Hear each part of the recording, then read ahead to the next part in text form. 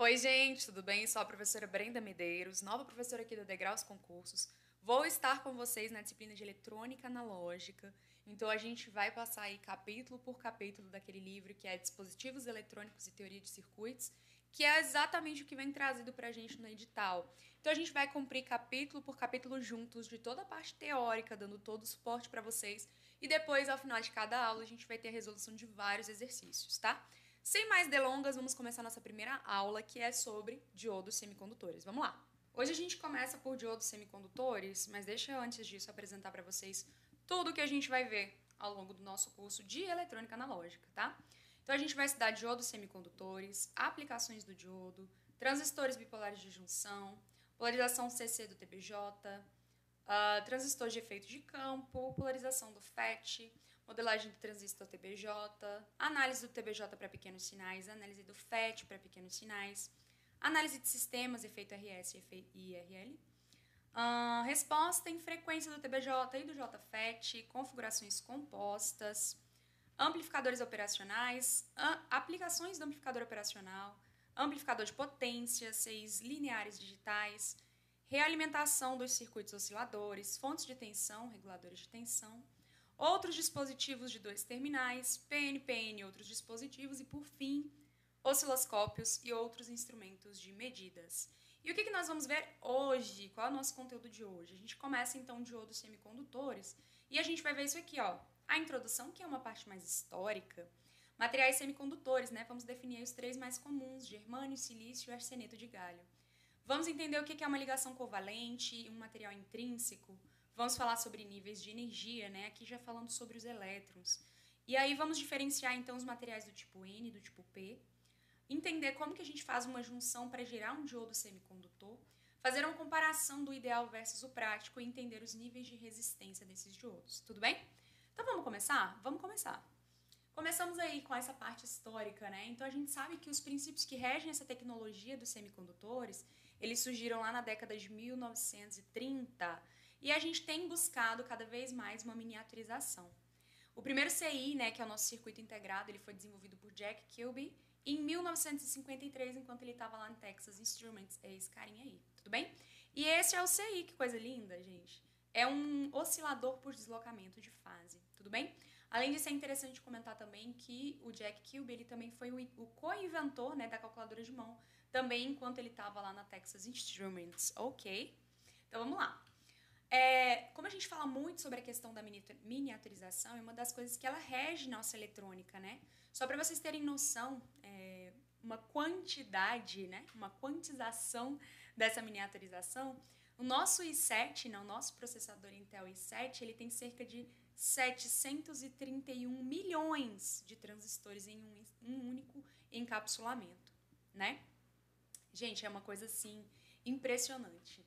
Né? E o que o livro traz pra gente, que é o nosso livro de dispositivos eletrônicos e teoria de circuitos? Ele diz que essa miniaturização que a gente tanto busca, ela vai ser limitada por 4 fatores: a qualidade do material semicondutor utilizado, a técnica do projeto de rede, os limites do equipamento de fabricação e processamento e a força do espírito inovador na indústria de semicondutores.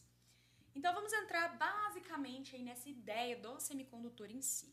A gente vai ter os semicondutores de cristal singular, que é aquele feito por um único material, e a gente vai ter em destaque germânio e silício, ok? Mas a gente também tem os semicondutores compostos, né? Nesse estudo a gente vai basicamente falar sobre o arseneto de galho, mas além do arseneto de galho, a gente tem também o sulfeto de cádmio, o nitreto de galho e o fosfeto de arseneto de galho, tá? E aí vamos entender o que aconteceu na parte histórica para definir se o uso do germânio ou do silício ou do arseneto de galho, tudo bem? No início, utilizava-se então predominantemente o germânio. Por quê? Era mais fácil de encontrar e também de refinar, ok? Entretanto, descobriu-se que os diodos e os transistores feitos desse material, ele tinha baixos níveis de confiabilidade, especialmente por quê? Porque ele tinha uma sensibilidade as variações de temperatura. Então, uma vez percebido isso daí, começou-se a buscar, então, um material que não fosse tão sensível assim à temperatura, destacando-se, então, o silício, ok?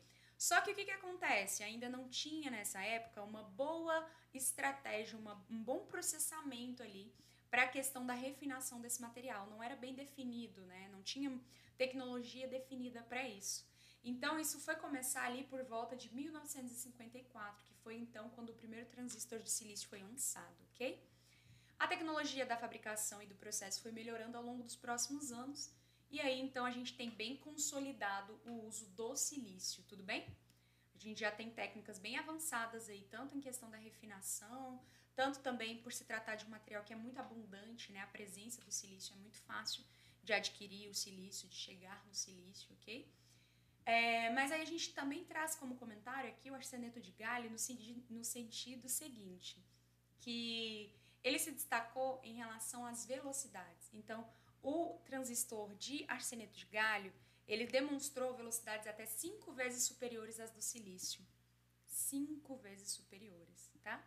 Então, apesar dele ainda ser difícil de fabricar, ele já é utilizado sim em alguns projetos em que as altas velocidades são requeridas, tudo bem? Tranquilo isso daqui, né, galera? Vamos continuar. Então, tendo entendido aí que a gente vai ter destaque para o germânio, silício e arseneto de galho, né, que é uma combinação do arsênio e galho, a gente vai entender então como que esses átomos eles se formam nessa estrutura cristalina que a gente tem, tá bom?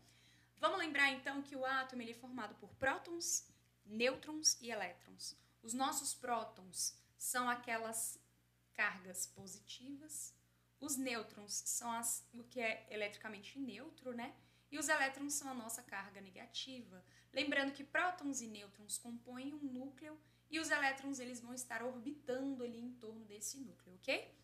O que é mais importante para nós a nível de capacidade e características elétricas? A camada mais externa de elétrons. Então, observa, por exemplo, aqui o galho, ele tem 3 elétrons na camada de valência. A gente vai chamar 3 elétrons de valência. Esses 3 elétrons, eles são fundamentais na característica elétrica desse material. Por quê? Porque os elétrons que estão na camada de valência, eles estão mais distantes do núcleo. Então, a força de atração desses elétrons é menor. Então, eles são os elétrons mais fáceis de se soltarem, se desprenderem desse átomo aqui. Tudo bem? Interessante comentar aí que alguns, nesse caso a gente vai estar trabalhando com materiais trivalentes, tetravalentes e pentavalentes, tudo bem? Trivalentes são aqueles que possuem 3 elétrons de valência, como é o caso aqui do galho, ok? Tetravalentes vão ser aqueles que possuem 4 elétrons de valência, que vão ser então o germânio e o silício, E o pentavalente são aqueles que possuem 5 elétrons na camada de valência, como é o caso do arsênio. Lembrando que o arsênio e o galho, eles se ligam para poder formar o arseneto de galho, ok? E aí, falando sobre ligações. As ligações, gente, elas podem ser de 3 tipos, né? A gente tem uma ligação que é a ligação iônica, a ligação covalente, que vai ser a mais relevante para nós, e a ligação metálica, ok? A ligação iônica é aquela ligação que a gente tem, por exemplo, no sal de cozinha. Então, eu tenho ali o Na e o Cl. Então, um doa um elétron para o outro. Quando ele doa esse elétron, ele fica eletricamente positivo. O outro, ao receber um elétron, fica eletricamente negativo. Por isso que o nome da ligação é iônica. E aí eles se ligam, então, formando um composto, né? A ligação covalente já é uma ligação em que há o compartilhamento de elétrons. Então, eu não chego a doar um elétron para o próximo átomo, mas a gente compartilha aquele elétron, como é mostrado aqui nessa ligação covalente do germânio. E as ligações metálicas? As ligações metálicas são daqueles materiais que possuem poucos elétrons na camada de valência e quando eles estão conectados ali, né, gerando aquela matéria, eles ficam soltos, que a gente vai chamar de mar de elétrons, né? Então, eles são materiais ali altamente condutivos, né? Eles conduzem muito bem, tudo bem? Beleza, então vamos lá. Como que eu faço, então, pensando na ligação covalente, que é o que a gente vai ter tanto no germânio quanto no arseneto de galho, como também no silício, como que eu faço para eu poder tornar um elétron que está nessa rede cristalina um elétron livre? A gente precisa dar energia. Eu preciso trazer energia externa para esse material, para esse elétron mais precisamente. Como que a gente faz isso? Mais comum. Qual é a forma externa da gente dar essa energia para esses materiais? Na forma de luz e na forma de calor, tá? Na forma de luz eu vou ter ali a interação dos fótons com esses elétrons, eles acabam saindo, se desprendendo dessas conexões, né, dessas ligações.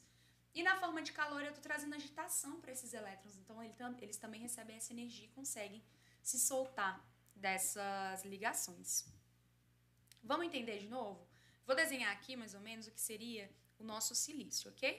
Então tá lá, o silício ele é tetravalente, então ele tem 4 elétrons na camada de valência. Estou desenhando os elétrons aqui na parte externa, ok?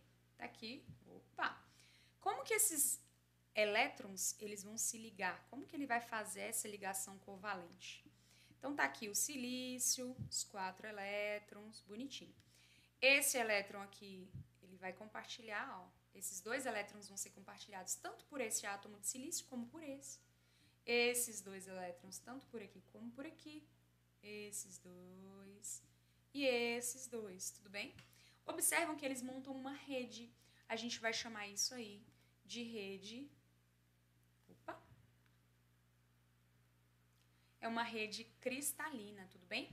Então, a gente vai ter ali uma rede cristalina. Agora sim. Beleza. O que acontece? Quando a gente tem um material puro, como é o caso do silício aqui nessa rede, a gente vai ter um material praticamente puro, ele não tem muitas impurezas. A gente vai chamar isso de um material que é um material intrínseco. Ou seja, as impurezas que vierem nesse material, porque vão existir algumas, né, em uma escala muito pequena, mas elas vão existir, elas não vão ser suficientes para interferirem nessa relação, interferirem nessa rede cristalina, tá? De maneira significativa. Então, a gente vai chamar isso aí de um material intrínseco, tá? Vamos lá, vamos prosseguir. Então, tá aí, ó, material intrínseco. É um material semicondutor que tenha sido cuidadosamente refinado. Então, eu estou falando de pouquíssimas impurezas, nível de impurezas baixíssimo, ok? O que acontece? Quando a gente está falando de um material intrínseco, como é o caso do silício, do germânio ou arseneto de galho, a gente vai estar falando, então, de um material que vai possuir portadores intrínsecos. Quem são esses portadores intrínsecos? Vão ser aqueles elétrons que foram para o estado de elétrons livres devido às causas externas, ou seja, ao calor ou à luz. Então, se eu fornecer calor ou luz ali para o meu material, ele vai ter uma diferença, né? Eu vou conseguir dar uma energia a mais para o meu elétron que estava preso naquela ligação e ele vai se desprender daquela ligação de modo a se tornar um elétron livre. Vamos entender mais ou menos quantos elétrons livres eu tenho nesses materiais. Lembrando que o nome deles, quando a gente estiver tratando de material intrínseco, vão ser portadores intrínsecos, ok? No caso do arseneto de galho, eu vou ter 1,7 milhão de portadores intrínsecos por centímetro cúbico. No caso do silício, olha a diferença, são 15 bilhões de portadores intrínsecos por centímetro cúbico. E no caso do germânio, eu tenho 25 trilhões, minha gente, 25 trilhões de portadores intrínsecos por centímetro cúbico, tudo bem? Só que só a quantidade de portadores intrínsecos influencia totalmente no que vai ser melhor para ser utilizado para a produção, por exemplo, dos diodos ou dos transistores. Existe outra questão que também importa, que é o quê? Que é a mobilidade relativa. Qual que é a mobilidade relativa? Qual que é a capacidade desses portadores se deslocarem pelo material? A mobilidade relativa do arseneto de galho, ela vai ser 2 vezes maior do que a mobilidade relativa do germânio. E quase 6 vezes maior do que a do silício, tá? Então, olha só, para vocês terem uma noção, é por isso que aqui a gente tem um destaque para o arseneto de galho em maior velocidade, tudo bem? E, entretanto, a gente tem aquele destaque para o germânio, a questão da temperatura, né? Então, cada material ele vai ter uma questão, ele vai ter um destaque em alguma características, Eles vão ser diferentes entre si, tudo bem? E aqui uma coisa que eu trouxe para vocês, um comentário que eu trouxe para vocês sobre a questão dos semicondutores ou dos condutores. No caso dos semicondutores, a gente vai dizer que eles têm um coeficiente de temperatura negativo. Se eu aumento a temperatura, ele vai aumentar a condutividade, ou seja, ele reduz a resistência. Isso aqui é o que a gente chama de coeficiente de temperatura negativo, tudo bem? Agora, o condutor, como que é? O condutor, ele vai ter um coeficiente de temperatura positivo. Por quê? Se você aumenta a temperatura, você também aumenta a resistência. Tudo bem? Beleza. Vamos prosseguir. Vamos então falar um pouco sobre os níveis de energia. O que são esses níveis de energia? Vocês se lembram lá que a gente tem um átomo, tem um núcleozinho do átomo, e que os elétrons, eles ocupam órbitas bem definidas, né? Em torno desse átomo aqui, desculpa, em torno desse núcleo aqui, tudo bem? Quando a gente está falando desses espaços aqui, dessas órbitas que eles podem ocupar, a gente vai ter uma distância, né? Uma distância entre uma órbita e a outra. Então, para ele fazer esse salto, ele precisa receber energia, ok? Só que aí a gente troca, ao invés de falar sobre essas órbitas em si, a gente vai falar de um conceito mais amplo, que a gente vai falar de banda, tá? E aí a gente vai ver que a gente tem duas bandas, a banda de condução e a banda de valência. No caso de um material que é um material isolante, galera, isolante, a distância é muito grande. Então eu preciso dar muita energia para que um átomo saia aqui da banda de valência e pule lá para a banda de condução, ok? No caso do material condutor, há uma sobreposição dessas bandas na realidade. Você não precisa fornecer energia, eles já estão tanto na banda de valência como na banda de condução. Há uma sobreposição aqui, tá? Então, aqui os níveis de energia se sobrepõem. Agora, no caso do semicondutor, veja, ele é quase um condutor, mas não é totalmente. Ele também não chega a ser um isolante. O que acontece? Eu tenho uma distância também entre a banda de valência e a banda de condução. Só que essa distância ela já não é tão grande. Ela é uma distância que eu consigo fornecer essa energia para esse elétron através do calor ou através da luz. Tudo bem? E aí eu consigo então fazer com que esse elétron salte da banda de valência e se torne um elétron livre, estando ali na banda de condução, tá? E é isso aí que ele vai comentar, ó. Quanto maior a energia do elétron, aliás, quanto maior a distância do elétron ao núcleo atômico, maior é o estado de energia. Isso daqui é lá daquela parte atômica que vocês devem se lembrar, né? Que vai falar sobre os estados ali. Opa! Que vai comentar sobre aqueles níveis, né? Essas camadas, elas têm energias distintas. E aí vai falar sobre aquela questão do Linus Pauling, bonitinho, tá? Então, tá aqui. Qualquer elétron que tenha deixado seu átomo de origem, ele tem, então, um estado ainda maior. Porque para ele sair da banda de valência para ir para a condução, ele teve que receber um pouco mais de energia. E aí, dentre os semicondutores estudados, é interessante comentar que o germânio ele vai possuir menor gap e o arseneto de galho o maior. Então, o silício é o que vai ficar entre os dois. E o que é esse gap? É justamente essa distância, né? Em níveis de energia.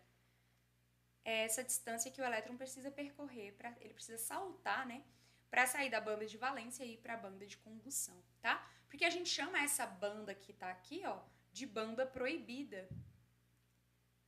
É onde ele não vai poder estar. O elétron não vai poder estar aqui nessa banda proibida. Ou ele está na banda de condução ou ele está na banda de valência. Beleza?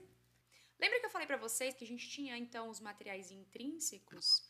Se ele é um material intrínseco, ele é um material puro. Qual a parte que ele tem de impurezas? A gente vai ter ali uma parte por bilhão, aproximadamente, tá? Agora, se eu estou falando de um material que vai ser adicionado uma impureza propositalmente, a gente vai ter uma proporção um pouco maior. Então, olha só. Quando eu tenho uma adição de impurezas específicas no material, que geralmente vão mudar as características elétricas desses materiais, a gente já deixa de chamar esse material de intrínseco e passa a chamar esse material de material extrínseco, ok? Então, extrínseco é aquele material que recebeu impurezas propositalmente. Lembrando que o material intrínseco, ele vai possuir ali uma parte por bilhão de impurezas. Agora, quando eu estou falando de um material extrínseco, geralmente vão ser adicionadas aí uma parte a cada 10 milhões, uma parte por 10 milhões, ok? E isso vai ser o suficiente para alterar essas características, essas propriedades elétricas do material, ok? Lembrando, então, a gente consegue associar o extrínseco, ele vai estar associado às impurezas. E se ele está com impurezas, ele passou por um processo, né, que a gente vai chamar de dopagem, tá? Então, dopagem vai estar associado a impureza, a colocar, adicionar impurezas no meu material, tudo bem?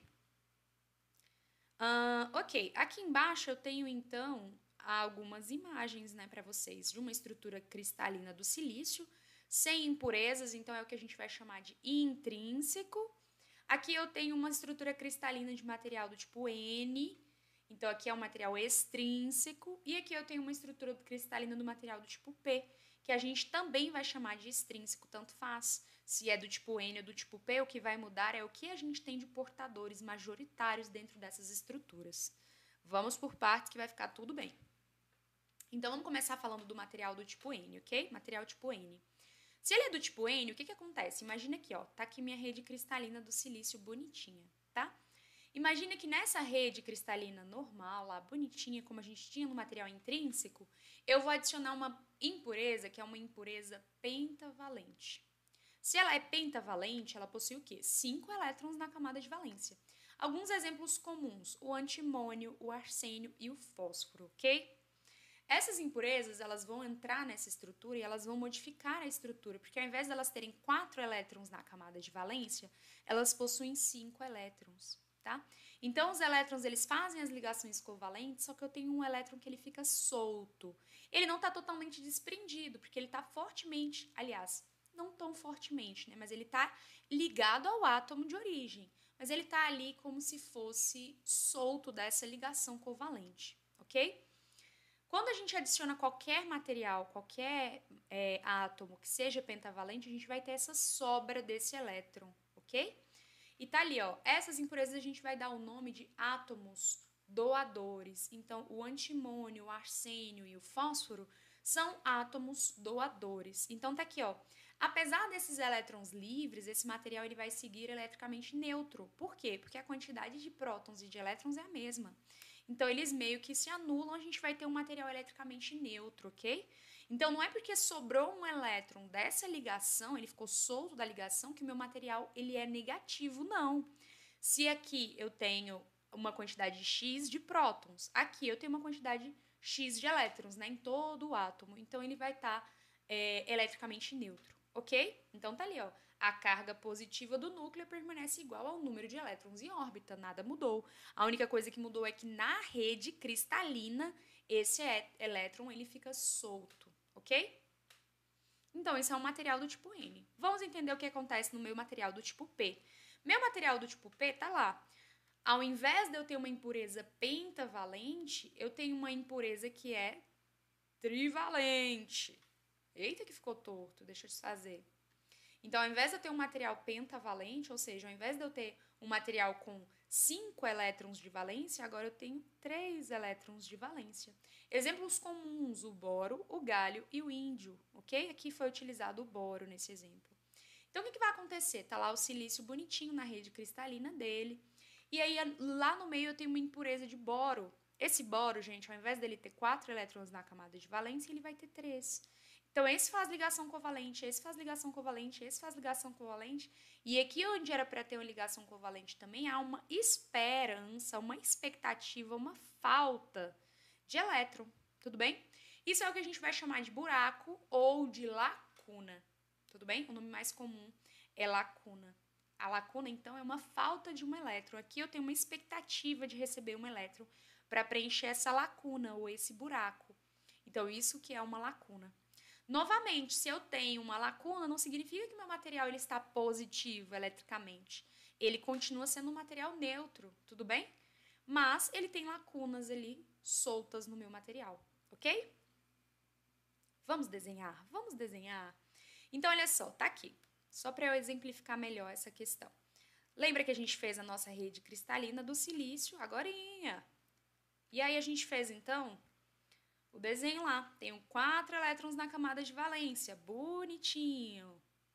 4 elétrons na camada de valência. Mesma coisa aqui embaixo, silício. 4 elétrons na camada de valência. E aqui ele vai criar aquela rede em que ele vai estar interligado aí. Todo mundo vai estar conectado de algum modo. Opa, que faltou um elétron aqui. Todo mundo vai estar conectado dentro dessa rede cristalina. Bonitinho, ó. Tá aqui. Tá aqui. Aqui embaixo vai ter outro silício. Tá aqui. E aqui do lado vai ter outro silício, tudo bem? Vou desenhar assim. Beleza. Olha só. Observa que ele vai fazer uma rede cristalina. Deixa eu desenhar esse aqui também, só para vocês verem. Mas aqui vai se repetir para todos os átomos, tudo bem? E aí, imagina o seguinte, que agora você troca esse material dentro da rede cristalina, ao invés de tu ter uma molécula de silício, a gente vai ter, então, um fósforo. Vamos colocar um fósforo, ok? Então, eu vou apagar aqui o meu silício, vou apagar os elétrons de valência dele e vou colocar o meu fósforo, ok? Então, tá lá. Se é o fósforo, bonitinho. O fósforo, gente, ele tem 5 elétrons na camada de valência. 1, 2, 3, 4. E aqui eu vou ter, então, a sobra de um elétron, ok?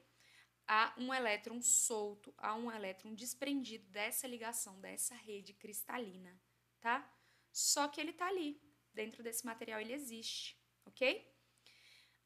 Isso aqui é um material que a gente vai chamar do tipo N. Há uma sobra de elétron, há um elétron fora, desprendido da ligação covalente. Elétron. Então, é um material do tipo N, ok? Lembrando, ele não está eletricamente negativo. Esse N não é que ele é negativo, é um elétron sobrando na estrutura, mas ela é eletricamente neutra. Tudo bem? Vamos agora desenhar o que seria a nossa rede cristalina do material tipo P. Então, tá aqui meu silício novamente. Bonitinho. 4 elétrons na camada de valência. Vou desenhar igual eu fiz do outro lado aqui. Aqui, vou colocar só mais um aqui do lado, só para fechar a rede, ok? Eita! Que esse elétron ficou especial. E agora, ao invés de eu usar o material pentavalente, eu vou colocar um material trivalente. Por exemplo, o boro, ok? Vamos colocar o boro, vai? Então, eu vou fazer aqui a rede cristalina, do jeito que vocês já estão acostumados. Tá lá, a ligação é uma ligação covalente, então há um compartilhamento de elétrons. Esse elétron é usado pelos dois silícios, esse elétron é usado pelos dois silícios, tudo bem? Mesma coisa que eu desenhei, esqueci de novo do elétron de baixo, hein? Eu já estava pensando no boro, já estava lá na frente. E aqui novamente, ó, tá lá, todo mundo ligado. Primeira pergunta para vocês, essa rede cristalina aqui é de que tipo? Esse material é um material intrínseco ou extrínseco? Uai, não tem nenhuma impureza, né? Se não tem impureza, é um material intrínseco, ok? Agora vamos colocar uma impureza. Vou trocar, hein? Vou tirar esse silício aqui do meio. Vou tirar os elétrons de valência dele. E vou colocar quem? Vou colocar meu boro, ok? Vamos lá. Então, aqui agora é um boro. Só que veja, o boro só tem 3 elétrons da camada de valência. Cadê o elétron que estava aqui? Não tenho mais. O que tem aqui? O que aparece aqui, ó? Uma falta de elétron. Uma falta de elétron. É uma expectativa de elétron. Ele quer ter um elétron para efetuar essa ligação covalente bonitinha.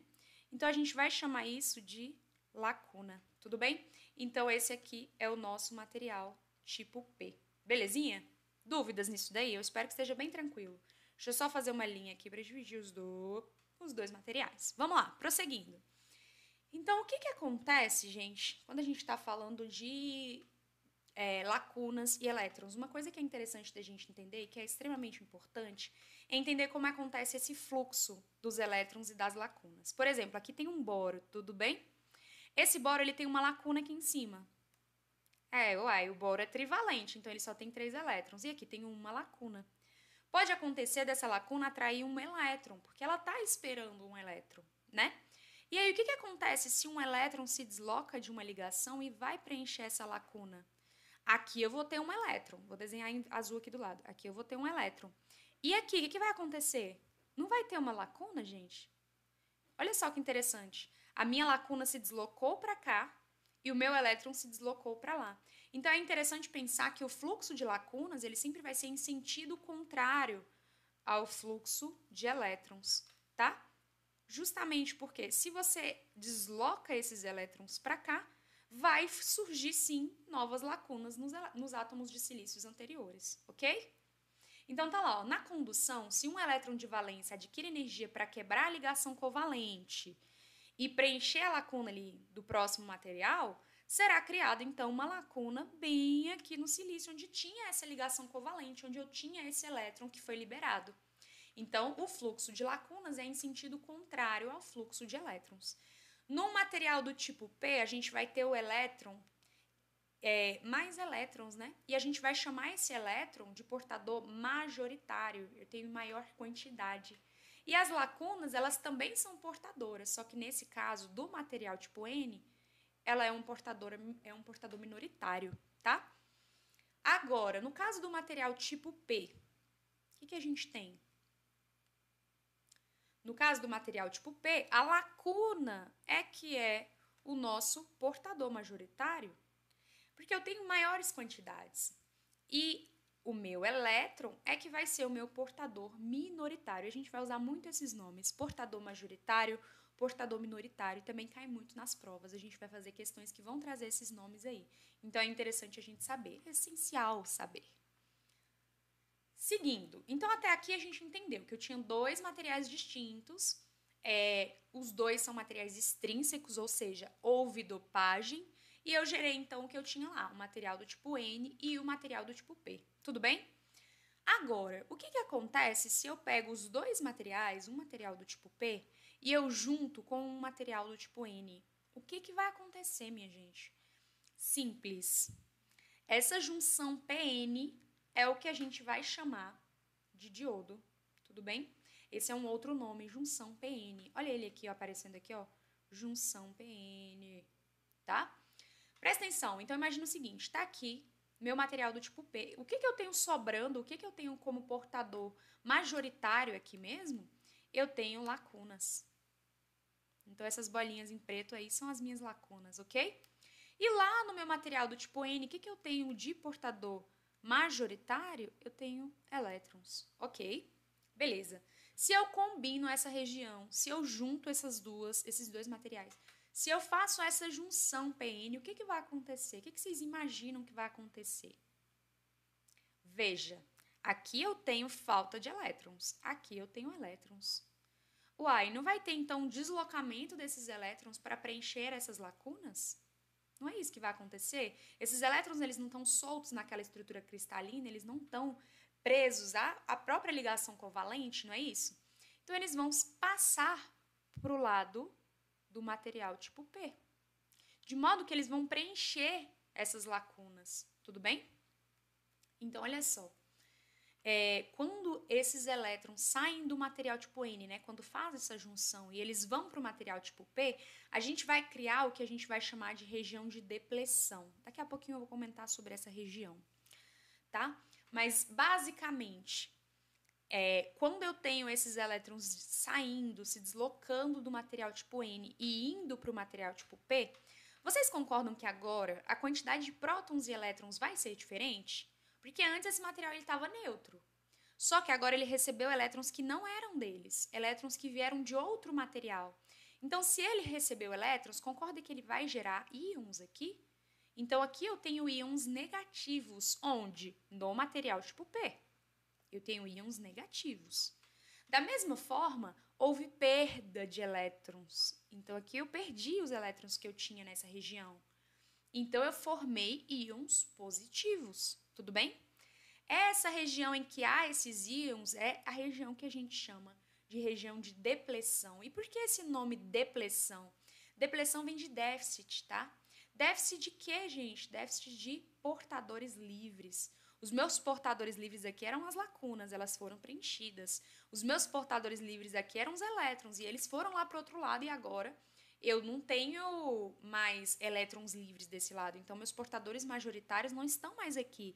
Meus portadores majoritários não estão mais aqui nessa região.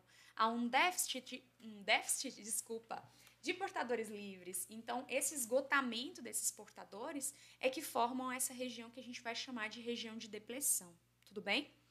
E aí, galera, então, quando a gente monta essa estrutura, quando eu monto essa junção PN, eu tenho justamente o meu diodo finalmente chegamos no diodo. É aí que a gente forma um diodo. Todo mundo já mexeu, né? Todo mundo que é da área da eletrônica já mexeu, já usou diodo. Então, imagina que a níveis atômicos, né, o que a gente está tendo? É justamente isso aqui, ok?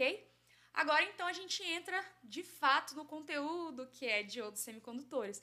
Mas vocês viram que a gente precisou trazer várias definições lá no início do que eram materiais condutores, semicondutores, o que eram materiais isolantes, quais eram as distâncias ali entre, né, a banda de valência e a banda de condução.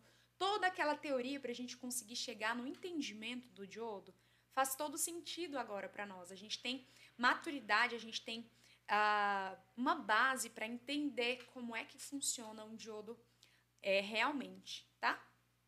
E aí, galera? Então, a gente chega num dispositivo, que é um dispositivo que vai ter dois terminais, né?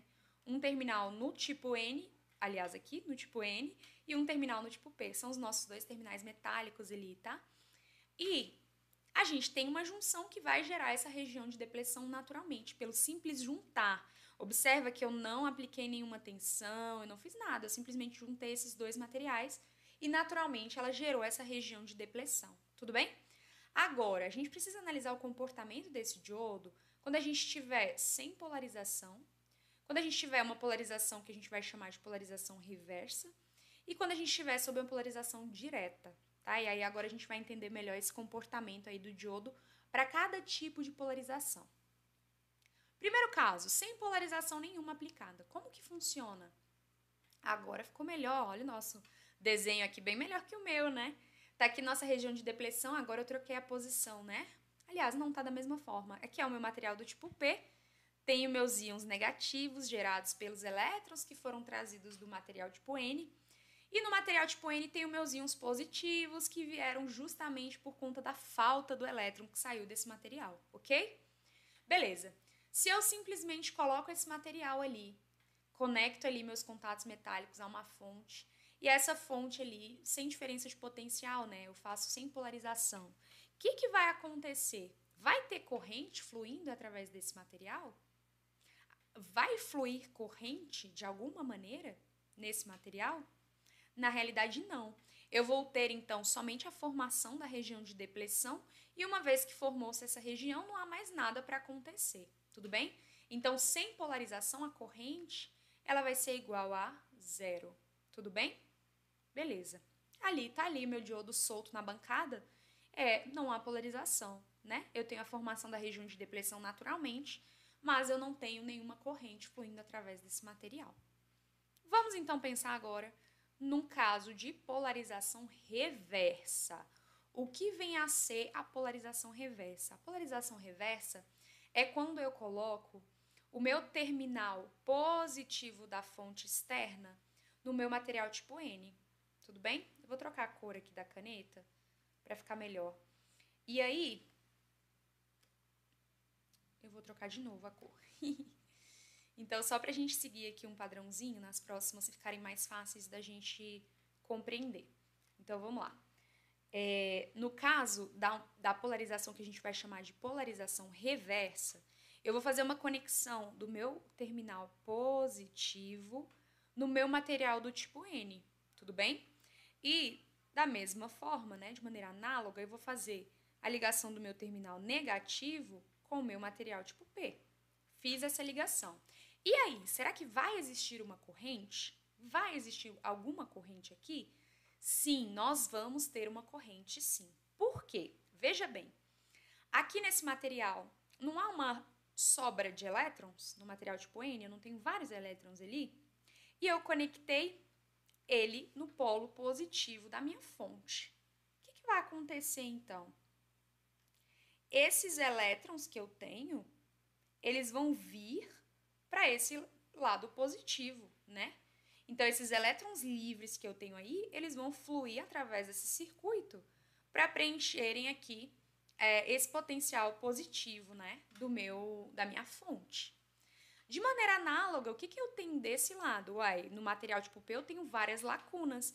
E aqui no meu material, na minha fonte, eu não tenho no meu terminal negativo vários elétrons livres, então esses elétrons livres eles vão fluir para irem preenchendo essas lacunas, ok? E aí, por uma relação do campo elétrico, vai haver, então, um aumento da região de depleção. Eu estou formando mais íons. Então, eu estou aumentando a região de depleção. E olha como o fluxo foi. Como que é o fluxo nessa estrutura, então, tá? Os meus elétrons saíram daqui, foram em direção ao material, preencheram algumas lacunas aqui, beleza? Por conta esses íons negativos foram atraídos para cá, para a região central, aumentando a região de depleção. E do outro lado, de maneira análoga, os meus elétrons livres, eles foram atraídos por esse polo, por esse terminal positivo da minha fonte. Tudo bem? Então, o que vai acontecer? Eu vou ter uma corrente aqui. Essa corrente, a gente vai ver que ela tem um nome especial. Daqui a pouquinho a gente chega nela. Então, aqui só para mostrar para vocês, o símbolo do nosso diodo é esse aqui, ó. Símbolo do diodo. Não tinha mostrado o símbolo do diodo para vocês ainda. Que isso? Então, aqui, ó, esse aqui é o meu terminal, que é o nosso anodo, né? E esse aqui é o nosso cátodo. Tudo bem? Ou ânodo, ou cátodo, como vocês preferirem chamar, tá bom? Então, uma forma de lembrar disso daí é através do desenho, é simples, ó. Aqui não parece com um A? Ó, não parece um A deitadinho? Então, é anodo. Agora, do lado de cá, vou até pegar outra cor para não perder o desenho. Do lado de cá, não é assim, ó? Então, o que eu tenho desse lado? Eu tenho o cátodo, tudo bem? Beleza? Então, nesse caso, a gente está aplicando a tensão dessa forma, ó. Eu estou aplicando a tensão negativa. Vou voltar para o azulzinho. Eu estou aplicando a tensão, né? O terminal negativo no meu material tipo P. E eu estou aplicando a minha tensão, o terminal positivo, no meu material tipo N. Tudo bem? Nesse caso, então, a gente vai ter essa circulação dessa corrente, mas dentro de um limite. Ela não é uma corrente que ela vai percorrer indefinidamente. Ela é uma corrente que ela vai ser muito rápida. Ela vai atingir o limite. E nesse caso dessa polarização reversa, a gente vai ter, então, um aumento dessa região de depleção. Tudo bem? Vamos prosseguir. Olha só. Aqui trazendo de maneira mais teórica, né? Então, a polarização reversa ela vai se dar quando o terminal positivo estiver ligado ao tipo N. E quando o terminal negativo estiver ligado ao material tipo P. Beleza? Tranquilo? E ali, o que acontece? O efeito líquido dessa polarização é um alargamento da região de depleção. Foi o que nós vimos naquela imagem. E o fluxo de portadores majoritários ele é reduzido a zero. Mas o fluxo de portadores minoritários que entram na região de depleção não mudará. O que vai acontecer? A gente tem aquela corrente, né? Que ela... Vou até voltar para mostrar para vocês. Então, eu tenho essa corrente, ó, que ela vai fluir aqui, ó, do material tipo P para a fonte, da fonte para o material tipo N. Essa corrente, ela tem um nome. É a nossa corrente de saturação reversa. Tudo bem? E ela vai ser representada por IS. Esse é o símbolo da nossa corrente de saturação reversa. Por que saturação, gente? Porque ela satura, ela tem um nível máximo. E esse nível ele é atingido rapidamente. E além disso, esse valor ele não se altera significativamente com o aumento do potencial de polarização reversa. Tá? Então, mesmo que eu mude esse valor de tensão aplicada, essa corrente ela vai ser bem similar. Ela não vai variar tanto. Então, o que a gente observou? Que se eu faço uma polarização reversa, eu tenho um alargamento da região de depleção e tenho essa corrente, né? Esse alargamento se dá por conta dessa corrente de saturação reversa. Vamos ver o que acontece? No caso de uma polarização direta, agora as coisas vão mudar. Por quê? Observem. Agora eu estou conectando o meu terminal negativo da fonte no meu material tipo N, tá? E estou conectando o meu material positivo da fonte, né, o terminal positivo da fonte no meu material tipo P. O que vai acontecer? Esses elétrons eles vão ser empurrados para a parte em que existem aqui os meus íons, de modo a recombinar. Recombinar, né? De modo a, então, afinar minha região de depleção. De modo análogo, né, é o que vai acontecer aqui na região do tipo P. Então, se eu tenho elétrons vindo para cá, aqui eu tinha vários íons positivos, que foram os elétrons que foram para o lado P. Lembram disso? O que vai acontecer agora? Os elétrons vão vir para cá e vão se recombinar com esses íons, de modo a diminuir a região de depleção. Vou redesenhar aqui o meu diodo, ó, ele tá assim. Eu estou jogando potencial positivo aqui e negativo aqui, tudo bem? Então, os meus elétrons aqui nessa barreira, os elétrons estão vindo e estão diminuindo, afinando a região de depleção. Até que chegue um ponto em que essa região de depleção seja tão afinada que eu consiga, então, fluir com os meus elétrons. Meus elétrons vão fluir aqui, ó, do material tipo N para o material tipo P, para a fonte, né, para o terminal positivo da fonte. Lembrem-se que aqui a gente tem a representação do sentido convencional, né, da corrente. Mas pensando em elétrons, vai ser isso aqui. Elétrons saindo daqui, passando por aqui, recombinando, diminuindo essa região de depleção, até que eu consiga fluir com um fluxo de elétrons através desse material para chegar no terminal positivo da fonte. É bem intuitivo, né, galera? Então, o que acontece? Na polarização direta, eu posso conduzir através do diodo, ó. Só que é através do diodo num único sentido, tudo bem? Que nesse caso aqui é o sentido dos elétrons, né?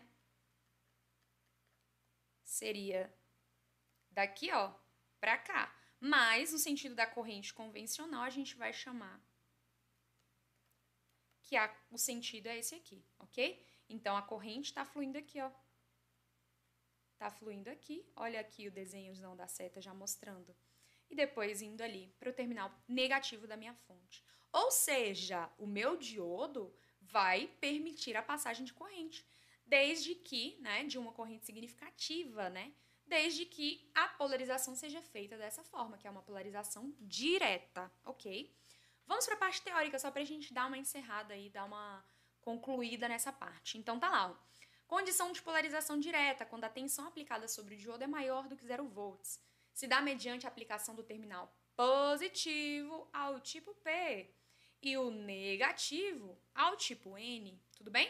Essa aplicação força os elétrons do material tipo N e as lacunas do material tipo P a se recombinarem com os íons próximos às fronteiras, de modo que ele vai afinar a região de depleção. Isso resulta, então, no intenso fluxo de portadores majoritários através daquela junção, tudo bem? E aí aqui ele comenta uma coisa importante, é comum que a tensão através de um diodo em polarização direta seja inferior a 1 volt, a gente vai ver alguns valores. E o sentido definido da corrente convencional para a região de tensão positiva corresponde então à ponta da seta no símbolo do diodo. Então observa, o diodo é uma setinha, tem uma barra aqui falando que não passa através daqui, e ele está dizendo, olha, a corrente assim eu vou deixar passar. Mas se você vier com a corrente nesse sentido, só vai ter a corrente de saturação reversa e acabou. Não vai passar, não vai fluir pelo material, não. Olha o símbolo aqui mostrando, ó, tem uma barreira. Então, nesse sentido aqui não vai rolar. Nesse daqui da seta é que vai. Tudo bem? Vamos lá. E aí eu comentei para vocês agorinha, ó, é comum que a tensão através de um diodo em polarização direta seja inferior a 1 volts. Ué, eu tenho realmente uma tensão, que é a tensão gerada pela região de depleção, né? Eu tenho uma tensão entre os dois terminais, e essa tensão, no caso do silício, ela vai ficar ali em torno de 0,7, tá? No caso do germânio, a gente vai ver que ela vai ficar em torno de 0,3, tudo bem? Essas tensões que a gente vai ver ali, na realidade, é a tensão que a gente vai chamar de tensão joelho, tensão de joelho do nosso diodo.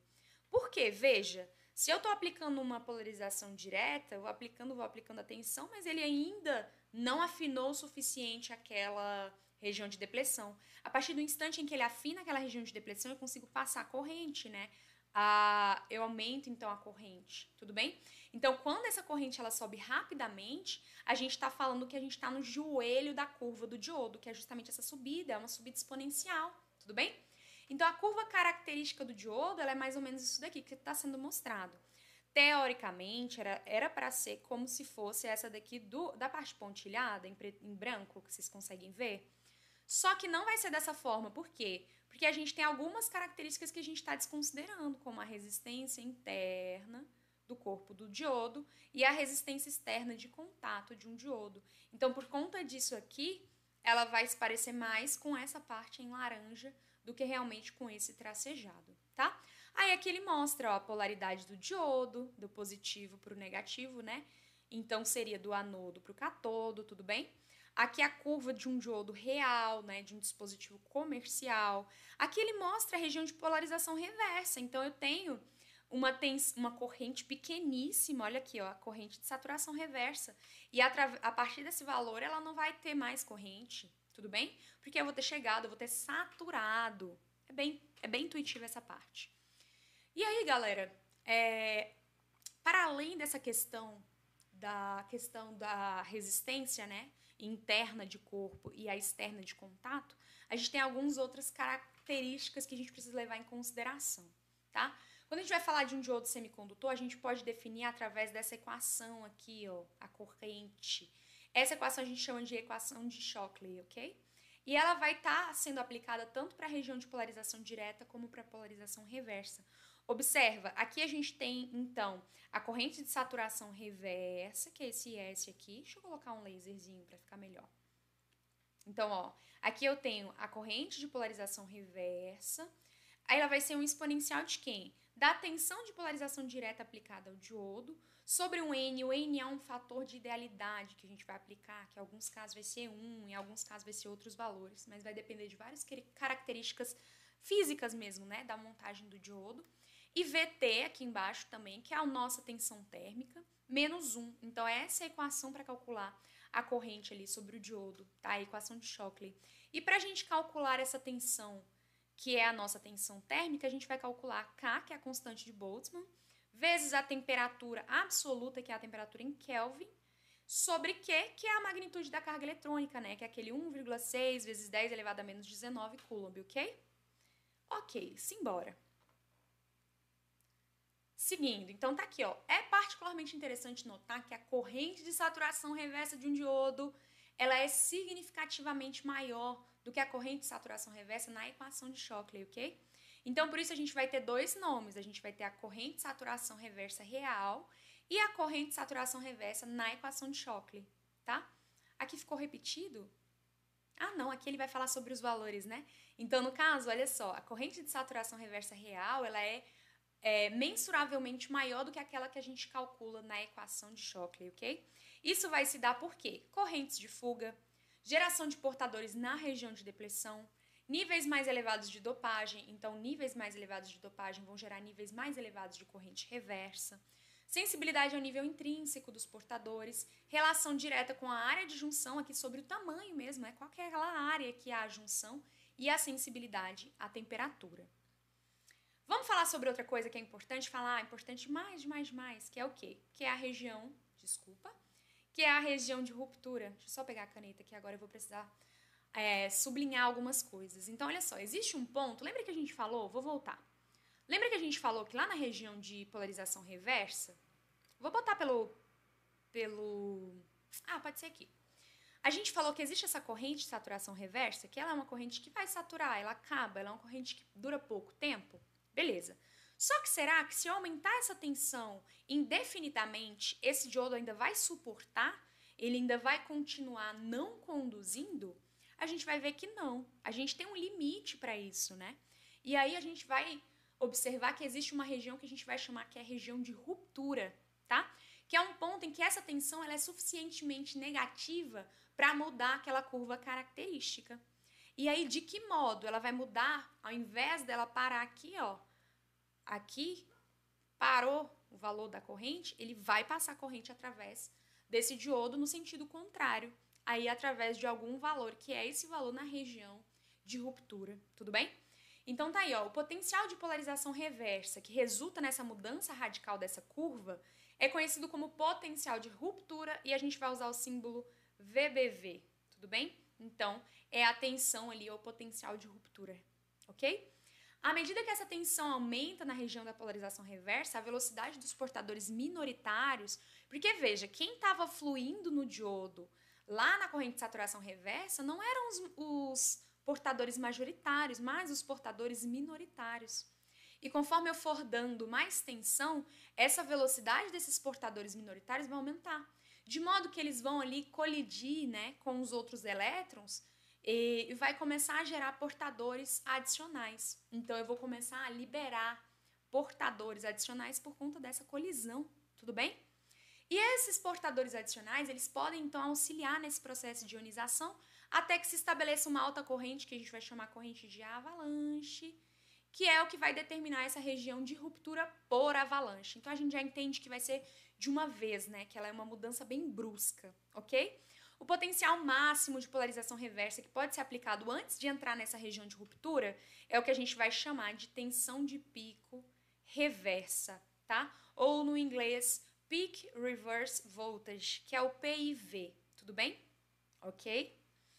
Então, vamos lá. Ah, tá, eu coloquei as duas siglas aqui, né? O Peak Reverse Voltage, que é o PRV, ou o Peak Inverse Voltage, que é o PIV. Geralmente a gente vai usar esses nomes mesmo, tá? Reversa ou inversa. Vai aparecer das duas formas, inclusive nas provinhas de vocês. Tudo bem? Beleza, então tá aí, agora sim estamos com o gráfico completinho, né? Com a curva do diodo completinha. Então, olha só, no caso do germânio, essa tensão de joelho, que é essa subida brusca, ela acontece lá por volta do 0,3 volts. No caso do silício, essa subida brusca acontece lá por volta do 0,7 volts. E no caso do arseneto de galho, lá por volta do 1,2 volts, tudo bem? E aí, gente, então, aqui vai acontecer de maneira similar. Eu vou aumentando na polarização direta, eu vou aumentando a tensão até que chegue na tensão de joelho, né? Que ele vai ter essa curva mais brusca e vai aumentar bruscamente a corrente. Agora vamos pensar na região de ruptura. Olha aqui as regiões de ruptura, ó. Região de ruptura do germânio é por volta de 50 volts. Região de ruptura do silício vai ser lá depois dos 100 volts. E do arseneto de galho vai ser ainda mais distante, tá? E observem também que as correntes de saturação reversa, elas são diferentes para cada material. Tudo bem? Ficando em torno de picoamperes ou na faixa de microamperes, lá no caso do germânio. Ok? Beleza, vamos prosseguir. Efeitos da temperatura. Viram que a gente falou sobre a tensão térmica, mas a gente não falou muito sobre a temperatura. Aqui está o gráfico, por exemplo, aplicado somente ao silício, ok? Então, observa, se eu aumento a temperatura, há uma queda aqui, ó, né? Na minha tensão de joelho, vai cair. Se eu diminuo a temperatura, há uma subida na minha tensão de joelho. Então, essa temperatura, essa tensão de 0,7 volts, ela é uma tensão para uma temperatura ambiente. Se a temperatura for maior, vai ser uma tensão menor.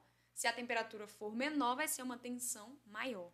Aqui ele comenta, ó, na região de polarização direta, a curva característica de um diodo de silício desvia-se para a esquerda a uma taxa de 2,5 milivolts por aumento de grau centígrado na temperatura. E no caso da polarização reversa, a corrente reversa de um diodo de silício dobra a cada elevação de 10 graus Celsius na temperatura. Então, observa aqui, ó, há uma mudança também, não somente na tensão de ruptura reversa, né? Como há uma mudança também nessa corrente que a gente tem de saturação reversa, tá? Então, aqui, ó, temperatura em elevação, ele vai vir mais para baixo. Temperatura em elevação, ele também vai vir mais para cá, mais distante, né? E no caso, se eu tivesse uma diminuição da temperatura, seria o contrário, ok? Então, tá aqui, ó.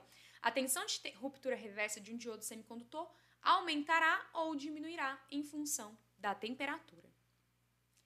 Agora vamos pensar no diodo ideal e no diodo prático, né? Idealmente, como é que funciona um diodo? Olha, ele conduz se estiver na polarização direta, não conduz se estiver na polarização reversa. É isso que é o princípio ideal ali do nosso diodo, tudo bem?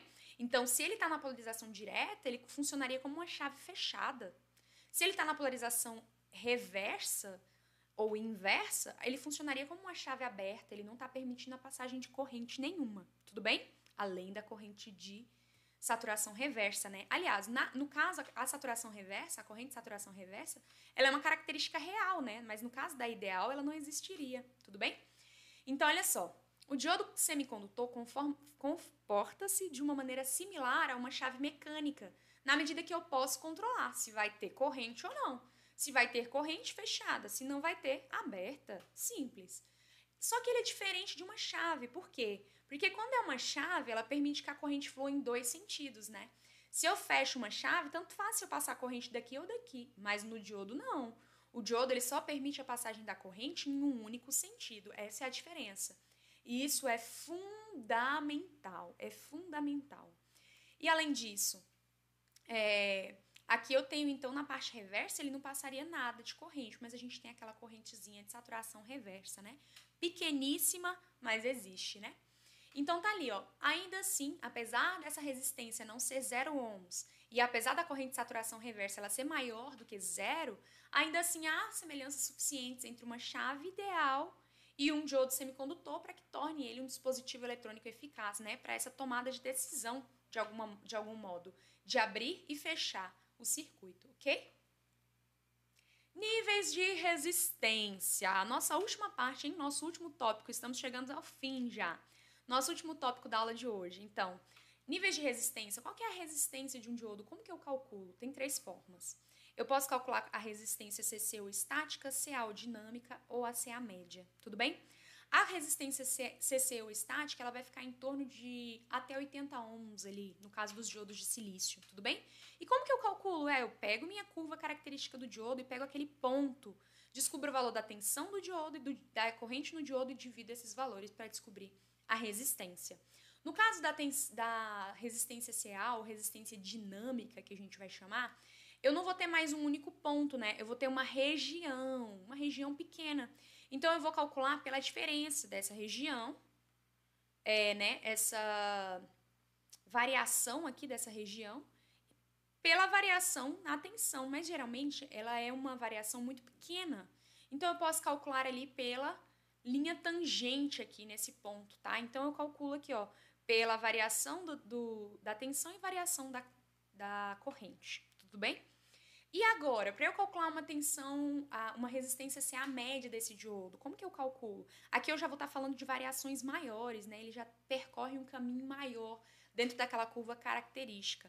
Então, eu defino uma linha reta entre esses pontos, ó.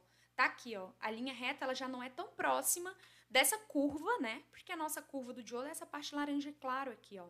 Da mesma forma aqui, ó. A gente fez uma aproximação, a gente fez uma reta, né? Eu fiz uma tangente em torno desse ponto. Mas por quê? Porque eu não tinha uma distância muito grande. Agora eu tenho uma distância um pouco maior. E aí, como que eu vou calcular? Essas distâncias vão ser calculadas com a variação da tensão sobre a variação da corrente, só que ponto a ponto, tudo bem? Então, eu faço essa linha reta ali entre os limites de operação. Essas são as formas de eu calcular os níveis de resistência aí do meu diodo, tudo bem? Bom, encerramos o conteúdo de hoje. Que loucura! Muita coisa, né? Mas eu sei que você ainda está comigo, então vem comigo que essa é a parte mais importante da nossa aula, que é justamente a resolução dos exercícios. Vamos resolver exercícios então. Primeira questão é essa daí, vamos lá? Ela diz o seguinte: com base na teoria de semicondutores, coloque V para verdadeiro e F para falso, e em seguida assinale a alternativa com a sequência correta. Letra A, aliás, não tem a letra, né? Aqui é só uma sequência. Vamos juntos? Um semicondutor dopado é chamado de semicondutor intrínseco? Não. Se ele está dopado, ele é chamado de quê? Extrínseco. Então, essa alternativa está errada, ok? Então, aqui é um F. Vamos lá. Uma forma de aumentar a condutibilidade de um semicondutor é através da dopagem. Sim, quando a gente está dopando um material, a gente aumenta, sim, a condutibilidade desse material. Ele continua sendo semicondutor, tá? Mas a gente aumenta isso aí. Próximo. A polarização direta ocorre quando o terminal positivo de uma fonte contínua é aplicada no terminal negativo do diodo. Certo ou errado? Errado, hein? Errado. Por quê? Porque a gente aplica o terminal positivo da fonte naquela região positiva do diodo, né? No tipo P do diodo, não é nem terminal positivo, né? Mas é o terminal positivo, sim. Se a gente tiver o diodo desenhadinho, bonitinho, pensando não somente nos tipos, mas aqui é como se fosse o negativo e o positivo. Então, eu tenho que aplicar o terminal positivo da fonte aqui e o terminal negativo da fonte aqui, para ele estar numa polarização direta. Então, aqui seria polarização reversa, tá? Um diodo fortemente dopado possui uma região ou uma camada de depleção larga, certo ou errado? Errado, gente. Essa camada de depleção larga a gente vai ter, por exemplo, quando a gente estiver aplicando uma polarização reversa, não é? Então, essa daqui tá errada. Estão comigo? Gabarito, letra C, né? Vamos conferir? Letra C, certinho. Então, tá lá. FV, FF. Vamos para a próxima questão. Desanima, não. Essa é facílimo, até entrega essa questão. Em que tipo de semicondutor as lacunas são os portadores minoritários, hein? Minoritários. Vamos fazer um resumão aqui? Tipo P. Quem são os majoritários? Responde daí, vou fingir que te escutei, hein? Os majoritários são as lacunas. E os minoritários? O contrário, ai. Então, são os elétrons. Ok? Isso no tipo P. Aliás, no tipo P. Dá pra ver que tá um tipo P aí, né? Olha lá. Agora, no tipo N, o contrário. Majoritários são elétrons e minoritários são lacunas. E ele tá perguntando assim, ó. Em que tipo de semicondutor as lacunas são os portadores minoritários, uai? No tipo N, não é? No tipo N eu não tenho majoritários. Não são os meus elétrons? E os meus minoritários? Não são as minhas lacunas? Acabou a questão, então a resposta tá aqui. Opa! A resposta tá aqui, ó, tipo N. Qual é a alternativa, professora? Vocês que me dizem. Qual é a alternativa? Letra B, tá aqui, ó, tipo N. Mas, gente, paciência aí comigo. Tô sofrendo aqui com essa caneta, mas tá aqui, ó, tipo N. Vamos pro gabarito para conferir? Tá lá, gabarito, tipo N, letra B. Tudo bem? Essa questão aí foi de 2016, tá? Questão 3. Com relação aos materiais condutores e semicondutores, analise as assertivas abaixo e verifique se são verdadeiras ou falsas. O termo condutor é aplicado a qualquer material que sustenta um grande fluxo de carga ao se aplicar através de seus terminais uma fonte de tensão de amplitude limitada? Certinho essa definição mesmo de condutor. E um semicondutor é, portanto, um material que tem um nível de condutividade entre os extremos de um isolante e de um condutor? Certinho também, gabarito, letra A. Então, vamos lembrar que a gente tinha lá pelos materiais, mas pensando, por exemplo, pela tabela periódica, a gente tem a tabela periódica aqui, né? 1, 2, 3, aí acontece aquela parte de transição. 4, 5, 6, eita, 7, 8. Desenhei bem mal desenhado, mas deu para entender aqui a nossa tabela periódica. Os materiais que são de 1 a 3 elétrons na camada de valência, eles são materiais que são o quê? Condutores. Por que condutores? Porque eles possuem elétrons ali na camada de valência mais fácil de serem desprendidos, tá? Então, aqui falando dos átomos puros, então não estou falando de nenhum composto, né, de nenhuma ligação. Os materiais semicondutores puros não são o germânio e o silício? Então, a gente está falando de quantos elétrons na camada de valência? 4, né? E os isolantes vão ser aqueles de 5 a 8 elétrons na camada de valência. Por que isso, gente? Isso aqui se dá por conta da regra do octeto, né? Que eu já comentei com vocês. Os átomos eles vão se ligar com os outros átomos justamente para alcançar a estabilidade que é dada aqui aos bonitinhos, né? Os gases nobres, né? Aqueles materiais, os átomos que possuem 8 elétrons na camada de valência, tirando o hélio, que a gente sabe que tem 2, mas aos demais a gente tem ali 8 elétrons na camada de valência, tá? Mas então, só um parêntese, né? Nossa questão tá corretíssima. Letra A. Vamos para a questão 4 agora, vamos lá. Considerando as características dos semicondutores, analise os itens abaixo. 1. Um semicondutor intrínseco na temperatura ambiente possui lacunas originadas pela energia térmica. Certinho. Se eu tenho lá silício, bonitinho, eu aqueço esse silício, esses meus elétrons não se tornam elétrons livres. Quando eles saem, surge, então, alguma lacuna aqui, né? A lacuna referente a esse elétron que saiu. Então, essa daqui tá correta. A difusão dos elétrons livres por meio da junção de um diodo não polarizado produz polarização reversa? Como que é a polarização reversa se ele não está polarizado, gente? Não entendi. Então, olha só, aqui ele está dizendo o seguinte, a difusão dos elétrons livres por meio da junção de um diodo não polarizado produz polarização reversa. Quem produz a polarização reversa é a alimentação, né? Eu fazer uma alimentação menor que zero. Eu alimentar daquela maneira contrária, na maneira inversa ali. E o diodo não polarizado, ele vai ter a difusão dos elétrons livres na junção naturalmente, porque é aquilo ali que vai gerar a nossa região de depleção. Então, isso daqui tá errado. Um semicondutor dopado com impurezas dispersas com 3 elétrons de valência, são 3, hein?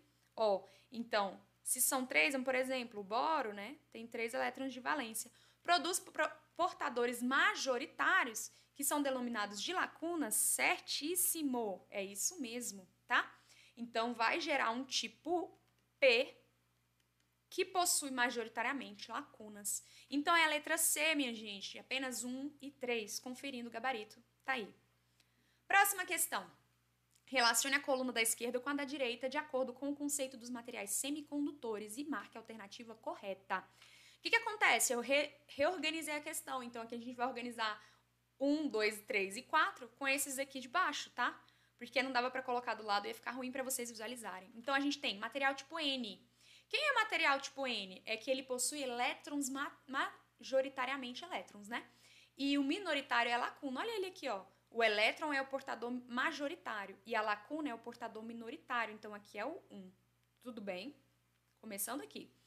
Material tipo P. O tipo P é o contrário. Ele tem quem majoritariamente? As lacunas. Aqui, ó. E o elétron é o minoritário. Então, a gente já sabe que aqui é o 2, né? Beleza.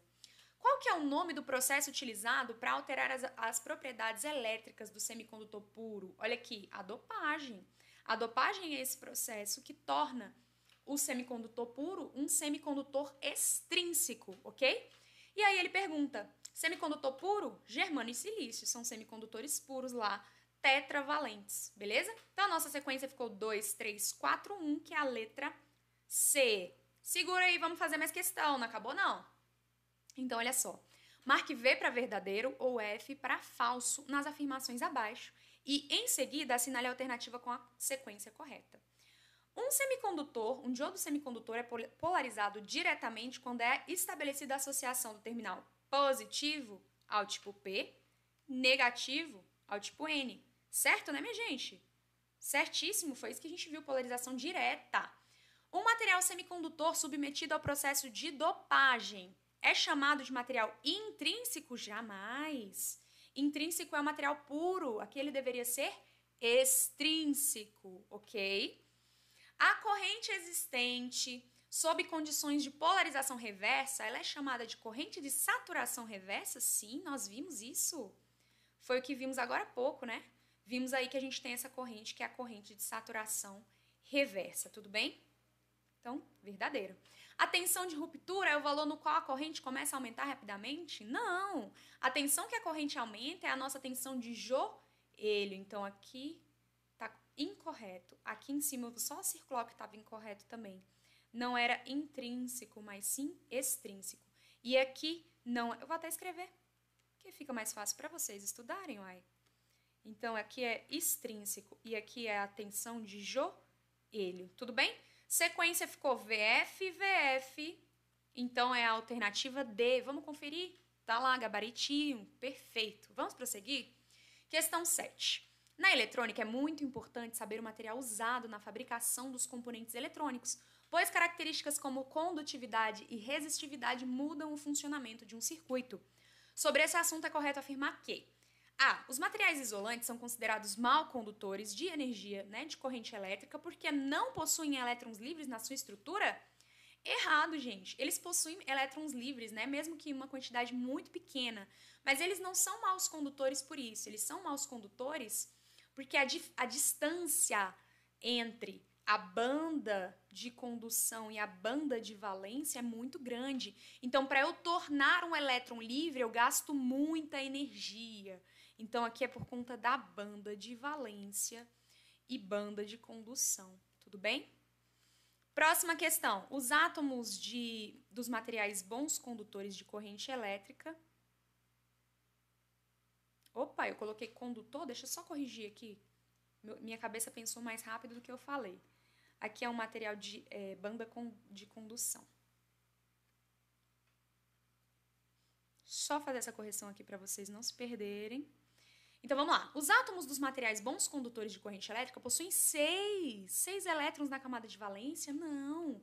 Se ele tem 6 elétrons na camada de valência, gente, é mais fácil para ele receber 2 ou é mais fácil ele doar esses 8? É mais fácil ele receber 2. Então, se eu jogo um elétron livre, ele puxa. Se eu jogo um elétron livre, ele puxa. Então, ele não é um bom condutor.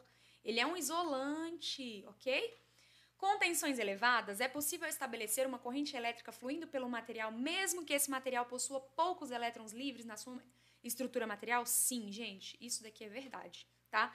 Por quê? Lembre que a diferença da banda de valência para a banda de condução, se eu der energia suficiente para ele sair da banda de valência e ir para a banda de condução, eu consigo sim fluir uma corrente elétrica através daquele material, tá? Então essa daí já descobrimos qual que está correta.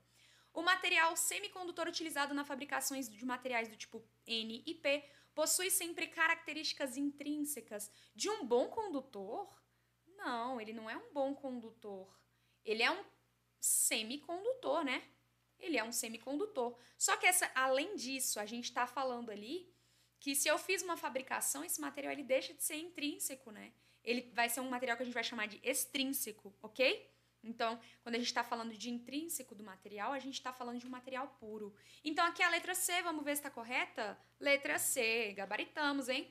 Última questão de hoje, vamos lá. De acordo com a polarização de um diodo, pode-se afirmar que a camada de depleção é alguma coisa proporcional à tensão alguma coisa aplicada ao diodo. Vamos lá? Tá aqui o meu diodinho. Eita, que desenho bem. Sim, vamos lá. Se eu aplico... primeira alternativa. De acordo com a polarização de um diodo, pode-se afirmar que a camada de depleção é diretamente proporcional à tensão direta aplicada ao diodo? Quer dizer, a camada de depleção ela vai aumentar conforme o aumento da tensão? Não, é o contrário. Se você está na direta, se você aumenta a tensão, o VD, o que vai acontecer? Vai ter uma diminuição da região de depleção. Não é assim que funciona? Não é assim que ele vai permitir a passagem da corrente? Tudo bem? Agora, se fosse na inversa ou reversa, o que vai acontecer? Quando eu aumento a tensão de polarização inversa, o que vai acontecer com a minha região de depleção? Ela vai aumentar ou ela vai diminuir? Vamos lá. Seguinte. Tá aqui minha junção PN, bonitinho. Se eu coloco uma tensão, vou colocar aqui a inversa, tá? No caso, que é a que a gente está trabalhando agora. Eu joguei o negativo aqui, joguei o positivo aqui. Tudo bem? Se eu jogar dessa forma, eu vou ter um aumento da região de depleção. Conforme eu aumentar essa tensão, maior vai ficar a minha região de depleção. Então, elas são diretamente proporcionais. Então, se eu aumento a tensão, eu aumento a região de depleção. Então, olha, no caso da polarização direta, elas são inversamente proporcionais. No caso da polarização inversa, elas são diretamente proporcionais. Ó, aumentei a tensão, aumentei a região de depleção. Isso é diretamente proporcional. Então, olha lá. Diretamente proporcional à tensão direta? Não, esse está errado. A camada de depleção é diretamente proporcional à tensão reversa? Certinha. Ela é inversamente proporcional à tensão reversa? Não. Ela é inversamente proporcional à tensão de ruptura? Ixi, nada a ver. Vamos ver a resposta? Tá lá, letra B. Terminamos por hoje, hein, galera? Como é que vocês estão? Me deem aí o feedback de vocês. Gostaram da aula? Conseguiram acompanhar? Conseguiram resolver bem os exercícios? Vejo vocês na próxima aula, então. Espero que vocês tenham gostado, tenham aproveitado e não deixem de estudar. Tá chegando a hora de vocês serem aprovados, hein? Abraço!